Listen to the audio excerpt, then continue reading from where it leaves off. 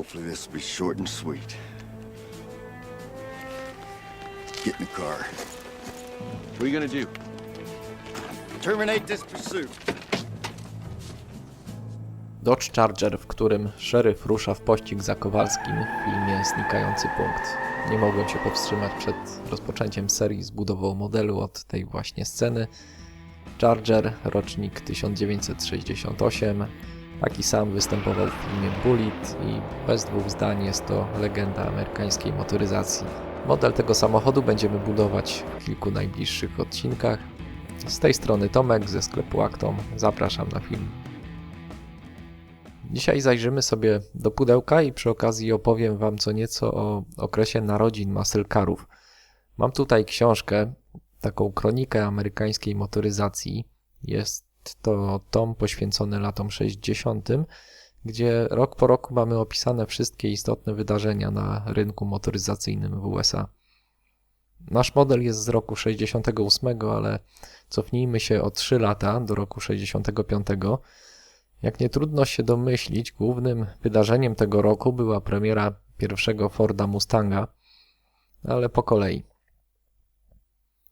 W tamtych czasach na rynku panowała tak zwana Wielka Trójka, 3 koncerny motoryzacyjne: General Motors, Ford oraz Chrysler.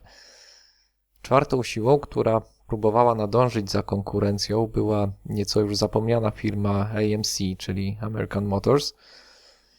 W tym samym roku wypuściła ona na rynek taki oto pojazd z nadwoziem typu Fastback, to Rambler Marlin, który miał być konkurencją dla Mustanga, ale wyszło jak wyszło. Projekt był dosyć mocno niedoinwestowany. Dalej mamy koncern Chryslera, na który składały się takie marki jak właśnie Chrysler, Dodge oraz Plymouth. W roku 65 oferta marki Dodge była całkiem rozbudowana, ale nie było w niej jeszcze Chargera. Został on w tym roku jednak zapowiedziany i to co ciekawe jako Dodge Charger 2. To dlatego, że mianem pierwszego Chargera nazwano jedną z wersji modelu Dodge Dart. Była to specjalna wersja GT w żółtym lakierze z silnikiem V8. Dodge Dart GT Charger poza nazwą miał niewiele wspólnego z zapowiadanym na kolejny rok Chargerem, który miał bazować na podwoziu innego modelu, a dokładnie był to większy od Darta Dodge Coronet. Tak w ogóle powstanie pomysłu na Chargera wyszło od dealerów tej marki, którzy narzekali na brak w ofercie mocnego sportowego auta. Właściwie to nie ma co się dziwić, bo stylistyka Dodge'a nieco odstawała od konkurencji. Dealerzy trochę zazdrościli swojej siostrzanej marce Plymouth, która miała w ofercie model Barracuda. Nie chciano jednak robić bezpośredniej konkurencji Barracudzie, dlatego władze Dodge'a postanowiły opracować coś zupełnie innego. To właśnie Plymouth Barracuda jest właściwie pierwszym autem tego nowego typu, ponieważ miał on premierę 2 tygodnie przed Mustangiem. Typ samochodu, o jakim mówię, to tak zwany pony car, czyli typowo sportowy samochód z mocnym silnikiem i stosunkowo niewielkim nadwoziem. W odróżnieniu od muscle carów, które były większe i potężniejsze, to właśnie pony cary z dominującym na rynku Mustangiem jako pierwsze zdobyły rynek. Nazwa pony car wzięła się rzecz jasna od logo i samej nazwy modelu Mustang. Gdyby nie Mustang, to pewnie ten typ samochodów nazywalibyśmy teraz fish carami, ze względu na nazwy Barracuda i Merlin od AMC. Mimo dominacji Forda ostatni, ale za to największy koncern General Motors też nie próżnował. Pod skrzydłami GM były marki Buick, Chevrolet, Oldsmobile oraz Pontiac. Pierwszym muscle carem Buicka był Skylark Grand Sport. Chevrolet miał w tym segmencie model Chevelle, który dostępny był też w opcji jako pick-up, czyli Chevrolet El Camino. Później pojawił się też kultowy Camaro, którego można potraktować jako pony car. Oldsmobile oferował tak zwaną opcję 442 do swoich istniejących modeli, m.in. Cutlass'a i F85, która kwalifikowała je jako muscle cary. 442, czyli czterokomorowy gaźnik, czterobiegowa skrzynia i podwójny wydech, stąd skrót. Pontiac natomiast w modelu Pontiac Tempest oferował już od roku opcję GTO i ten właśnie samochód uznaje się za pierwszego muscle cara w historii. Ta wersja Tempesta z czasem ewoluowała w kolejną legendę, czyli Pontiaca GTO. Po tym przydługim wstępie wiecie już mniej więcej, jak wyglądał rynek muscle carów i pony carów, czyli sportowych samochodów zbudowanych właściwie na bazie standardowych modeli, aut średniej klasy, ale już z silnikami o nieprzeciętnej mocy zwykle ponad 300 koni mechanicznych. Zgodnie z zapowiedziami w roku 1966 pojawił się pierwszy pełnoprawny Dodge Charger z nadwoziem typu Fastback. Znakiem rozpoznawczym Chargera był ten przedni grill z chowanymi światłami, dzięki któremu wyglądał on na jeszcze szerszy niż był w rzeczywistości, a i tak był wielki. Tak jak mówiłem, bazował on na konstrukcji Dodge'a Coroneta i płycie podłogowej Chryslera, tak zwanej B-body. We wnętrzu Chargera po złożeniu tylnych siedzeń podobno mieściła się nawet deska surfingowa. Standardowo Chargery wyposażone były w 5-litrowe silniki V8 o mocy 230 koni, opcjonalnie w silniki 383, czyli około 6,3 litra, 325 koni, a także na specjalne zamówienie silniki 426 chemii o mocy 425 koni mechanicznych i pojemności aż 7 litrów. W 1966 roku Dodge wygrał z Chargerem serię wyścigową NASCAR, co było nie lada wyczynem po 3 latach dominacji Forda.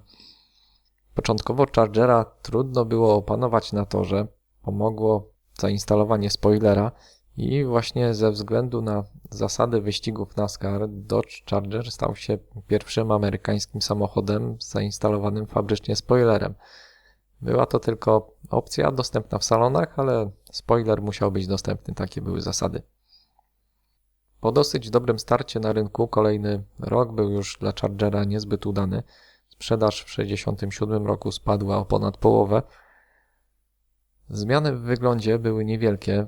W grze ciągle był jeszcze też Dodge Coronet i do tych dwóch modeli został opracowany nowy silnik o pojemności 440 cali sześciennych, czyli około 7,2 litra, V8 o mocy 375 koni, silnik znany jako Magnum. Jak widzicie, w naszym modelu mamy właśnie tą wersję silnikową. W roku 1968 cała bryła samochodu została przeprojektowana i Dodge Charger zyskał nową sylwetkę, tak zwany profil Coke Bottle, czyli zbliżony kształtem do butelki Coca-Coli, z zaokrągleniami na błotnikach. Dodatkowo pojawiły się też przetłoczenia w drzwiach oraz winylowy dach, którego tylne krawędzie opadały na tylną klapę dalej niż szyba. W wyścigach NASCAR nie udało się już dogonić Forda, ale to nie przeszkodziło w dalszym rozwoju Chargera. Rok później pojawiło się kilka zmian, m.in. podzielony grill i zmienione tylne lampy. Wersja wyścigowa została rozbudowana, powstał Dodge Charger Daytona z pakietem aerodynamicznym w postaci przeprofilowanego przodu i spoilera, który tym razem był już odrobinę większy. Charger produkowany był jeszcze przez kilka lat, ale na razie zatrzymamy się w tym miejscu i przejdziemy wreszcie do naszego modelu. W pudełku znajdujemy oczywiście instrukcję, arkusz kalkomanii i kilka ramek z częściami. Wśród nich, co typowe dla wielu modeli samochodów, znajduje się ramka już pochromowana, co jest sporym ułatwieniem. Obecnie mamy już dostęp do całkiem niezłych farb imitujących chrom, ale dawniej był z tym dosyć duży problem i dlatego producenci dostarczają już gotową ramkę właśnie z częściami, które powinny być w chromie. W przypadku modeli samochodów jest to bardzo istotne, ponieważ te części chromowane powinny naprawdę być mocno eksponowane i ciężko się bez nich obyć. Osobny element stanowi karoseria. Malowanie i wykończenie karoserii to temat na co najmniej jeden cały odcinek. Plan jest taki, że wykonamy ją w wersji z winylowym dachem. Przez dłuższą chwilę zastanawiałem się, jak uzyskać taki efekt nakrapianej powierzchni dachu, ale mam już pewien pomysł. Poza tym dolna część karoserii będzie wykończona na czarny wysoki połysk. Mamy też małą ramkę z czerwonego polistyrenu. Są to tylne światła. Też jest to pewne ułatwienie. Zdarza się, że dosyć często ramki ze światłami czy kierunkowskazami są wykonane z przeźroczystego tworzywa i wtedy potrzebna jest półprzeźroczysta farba czerwona i ewentualnie pomarańczowa na kierunkowskazy. Oczywiście w samochodach amerykańskich kierunki są czerwone, więc w takim przypadku farba pomarańczowa nie jest potrzebna. Na takiej przeźroczystej ramce rzecz jasna też są szyby. Idźmy dalej, mamy gumowe opony. Cała reszta to już jest biały plastik. Wszystkie części, jak widzicie, odlane są w całkiem niezłej jakości. Nie jest to może ideał, ale jest to dosyć nowy wypust i w porównaniu z niektórymi starszymi modelami tego typu to myślę, że nie ma co narzekać. Na dzisiaj słowem wstępu to wszystko. Ja się zabieram już za sklejanie i w następnym odcinku zaczniemy budowę od silnika i skrzyni biegów, tak jak sugeruje instrukcja. Myślę, że na standardowym sklejeniu i pomalowaniu elementów z zestawu się nie skończy. Postaram się nieco lepiej odwzorować tego 8-cylindrowego potwora Magnum 440. Ja się z Wami na dzisiaj żegnam. Do usłyszenia w kolejnym odcinku. Cześć!